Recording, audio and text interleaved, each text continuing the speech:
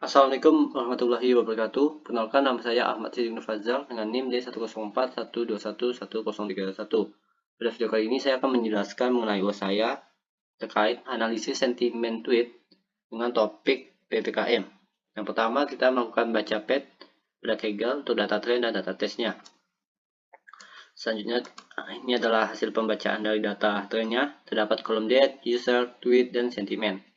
Pada sentimen ini terdapat 3 kategori, 0 untuk positif, 1 untuk netral, dan 2 untuk negatif. Bisa dilihat ini merupakan preview dari datasetnya. Ini terdapat 15.132 entries atau baris. Selanjutnya kita bakal ngedrop kolom date dan user karena kolom tersebut tidak akan kita pakai. Yang hanya kita pakai adalah kolom tweet dan kolom sentimen. Dilihat bahwa data trend hanya berisi kolom tweet dan kolom sentimen.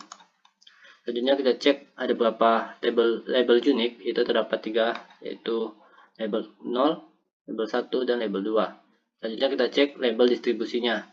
Bisa kita lihat bahwa label 1 terdiri dari 1408, label 2 3318, dan label 0 terdiri dari 2406. Selanjutnya kita menginstal Sastrawi untuk melakukan stemming dan stopword, melakukan fungsi untuk remove emoji, dan melakukan tahapan preprocessing, yaitu melakukan melukiskan teks, remove URL, mention dan hashtag, remove number dan function, dan melakukan normalize repeat karakter yang berulang. Selanjutnya kita menghapus space yang berlebihan, dan di sini menghapus stop word dan melakukan stemming. Selanjutnya kita apply preprocessing tersebut, maka bisa dilihat bahwa data trend menjadi lebih rapi. Selanjutnya data trend tersebut yang telah di preprocessing kita simpan ke dalam file CSV dengan nama preprocess tweets yang telah tersimpan. Di sini merupakan codingan workload.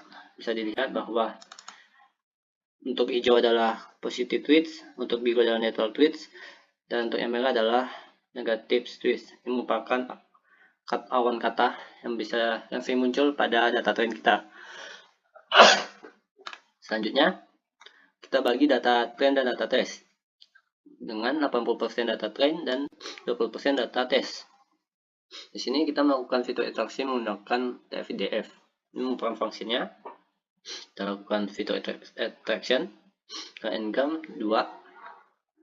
Selanjutnya kita membangun model machine learning. Di sini menggunakan catboost dengan parameter sebagai berikut ini. Setelah itu kita lanjutkan pemodelan, melatih catboost model, melakukan prediksi, dan melakukan evaluasi matriks. Bisa dilihat bahwa hasilnya adalah sebagai berikut. Ini adalah trainingan catboostnya. Di sini merupakan hasilnya, prediksinya.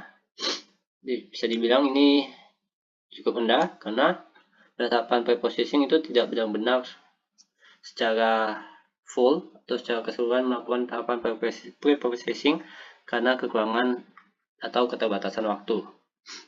Ada melakukan stop word dan stemming itu sangat membutuhkan waktu yang cukup lama. Dan selanjutnya kita melakukan prediksi ke data test yang ada.